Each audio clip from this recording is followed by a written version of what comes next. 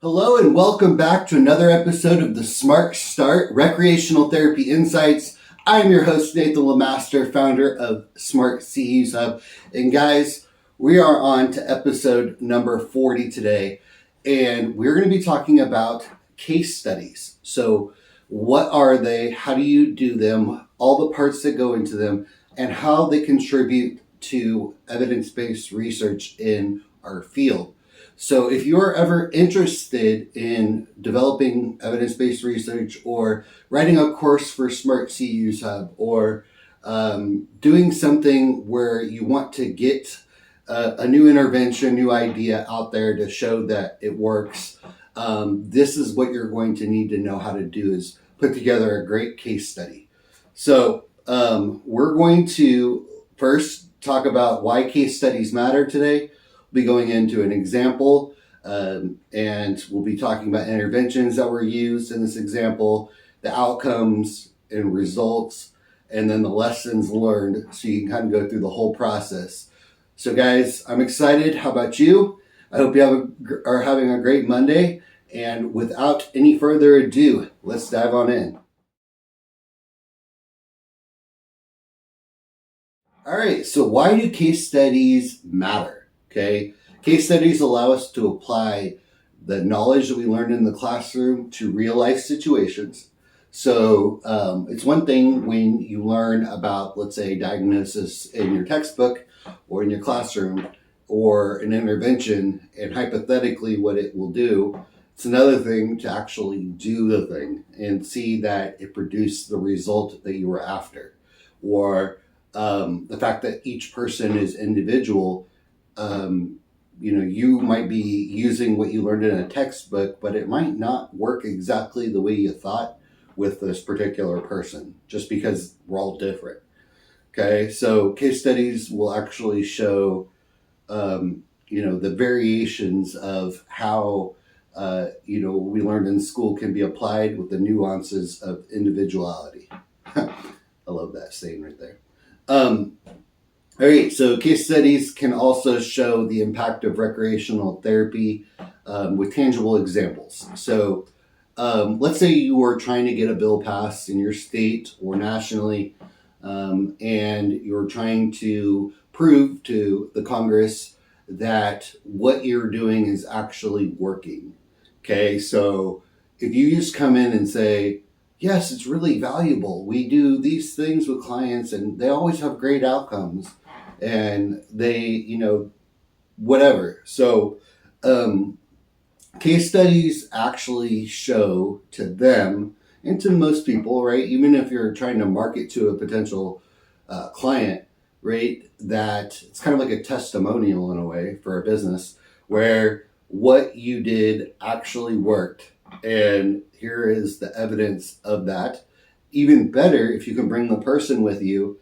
And they can hear it from the horse's mouth, so to speak, right? They can hear it from the person that actually received the therapy, and you can kind of show what you did with them and talk about it, and then through there, show the outcome that was produced. And then case studies can also help you reflect on successes and challenges. So over time, one of the parts of the scientific method per se, right, is to repeat an experiment and see if it can be repeated over and over and over again, right? That's why test groups for research projects, etc., have lots of people to see if maybe there's a certain percentage of people this is beneficial for. Maybe there's certain things that were not the same amongst the group, and we can point to these factors of why this outcome didn't happen the same way. And that can eventually be put into a research document that can maybe be published in a journal or put into a course on Smart CEUs Hub, one of those types of things. Maybe it's for your hospital, so they can show that their cutting edge therapies are actually working. And you can also see what challenges you face, so you know not to repeat them, or if you run into them again, what you can do differently. And then you can also learn from other people's approaches using case studies, just like I said, if it goes in a journal, if it goes, somewhere where somebody can see it and visually try to repeat what you did through the case study that you presented, and you can, like if I was going to read your stuff, for instance, and I was like going to try it, your example gives me a great way to replicate or try to replicate your results. So that's, something that's really valuable. And the bigger picture. So case studies become stepping stones for research, like we just talked about. Okay, when multiple case studies point to similar outcomes, they start shaping the evidence base that we use in our industry, right? And which proves our validity and our value to other people, other interested parties, Congress, customers, etc. And eventually they get tested in larger studies. Sometimes that's how, honestly, we're going to grow as a profession. We're going to continue to grow, and we're going to show the world what recreational therapy can do. All right, we're going to talk about a case study example now. This is going to just be hypothetical. We're going to talk about a client, and we'll call him Bob. Okay, Bob is a 62-year-old gentleman recovering from a stroke. Okay, he experiences right side weakness. So although you're seeing this on my left, this is actually my right arm. Mild cognitive impairment, and depression, which aren't uncommon symptoms for somebody who had a stroke, right? And during your assessment findings, so you did your assessment with him, you found that he has difficulties with ADLs, so activities of daily living. You saw that he had decreased motivation to get out of bed, to do much of anything. He withdrew socially. He didn't really get out much. And he used to maybe even be a very outgoing person. Okay. And then he doesn't really have much physical stamina. So, when he does get up to go to the bathroom, he has to take a break to go, take a breather. Okay. So our goals for this specific client in this case study example are going to be to increase physical endurance. Okay. Improve right hand coordination. Okay. And rebuild social confidence. These are 3 goals that we can work on and measure with the various treatment plan that we put in place, and do those interventions and show the progress over time to achieve those goals. Okay. Afterwards, we'll be having this document that has this part in it that'll go into research later. Does that make sense? Okay. We're going to move on. All right, the interventions that we are going to use in this particular case are maybe going to be adaptive card games. So we're going to use an adaptive card game. Let's say it's Uno, something simple that is just colors and numbers. And we're going to target fine motor skills and sequencing. So we're going to see, cognitively, are they able to know that 3 comes after 2, that green equals green, or that even the more advanced things, you can even add like the reverse card or those more advanced cards in that game. And then you're going to, at some point or another, place the cards first closer to the left so that they can use their left hand. And gradually, you're going to say, we're going to increase the challenge. And I want you to start trying to reach for it with your left hand. Maybe they can't reach out yet. You bring it closer to their hand, and you're just saying, I want you to put your finger on the card. Okay? And just practice putting your finger on the card. And then we're going to do that as every single turn. You're going to do that. Over time, right, they're doing a workout per se, and they're building that neuroplasticity in their brain, doing the repetitive behavior. And the goal would be to connect those pathways so that they could start moving their fingers again. Maybe they're moving their wrists, maybe moving their arm instead, and vice versa, right? So over time, they'll be doing that. And on the cognitive side, they're doing the sequencing, they're doing the naming of the card, they're doing understanding the rules, etc., turn taking, all of that, and you can track that progress as well. All right, so that's one example of an intervention that you can use in this case study. Leisure education sessions, so you're going to have some of those as well. You're going to reintroduce things during these sessions to the client to activities they enjoyed pre-stroke. So maybe they don't remember, maybe they do. Maybe they want to try this thing again, and maybe at first they're frustrated because they can't. So you as the recreational therapist are going to do an intervention using that thing that they want to be able to do to address those goals we just talked about previously.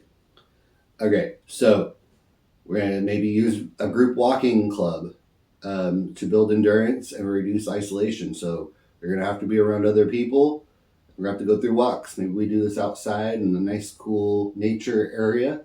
And eventually, over time, you start working up confidence with the client to say hi to people, wave at people, do something, right? To start getting out of their shell, so to speak. Okay, relaxation training.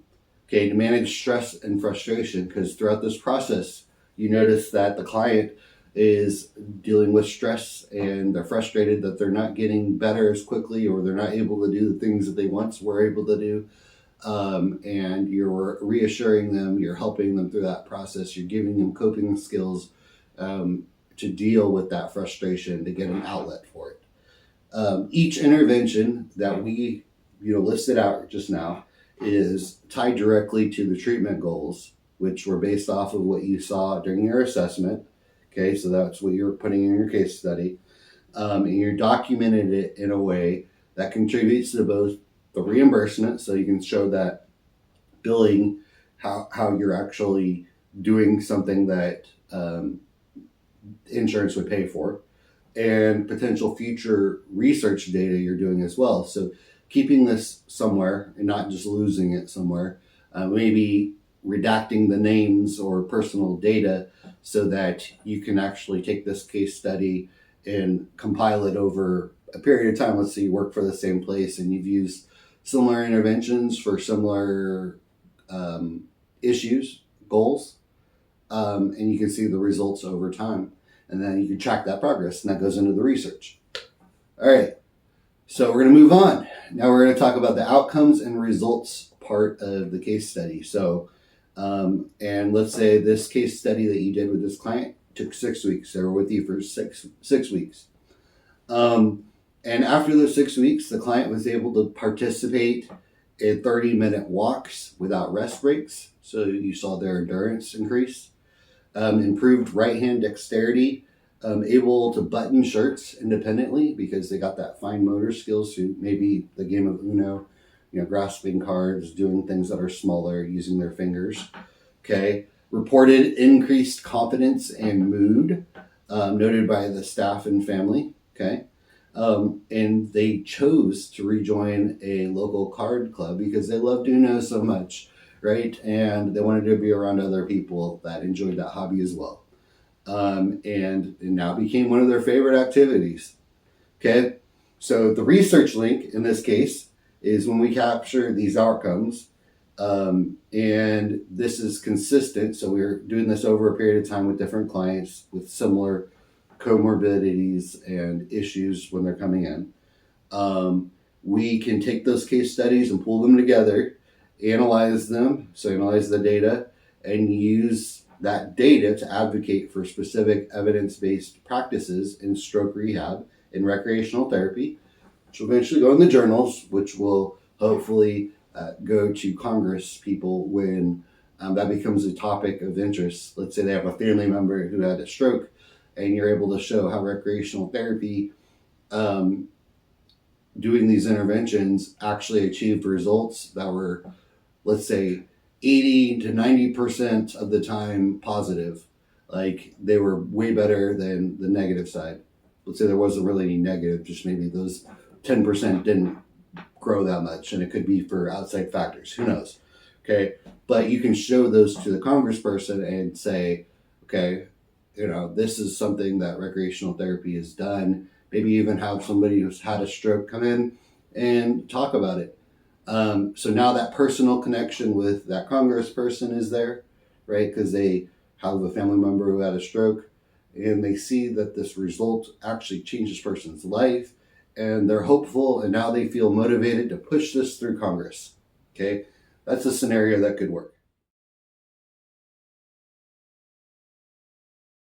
Now we're moving on to lessons that were learned.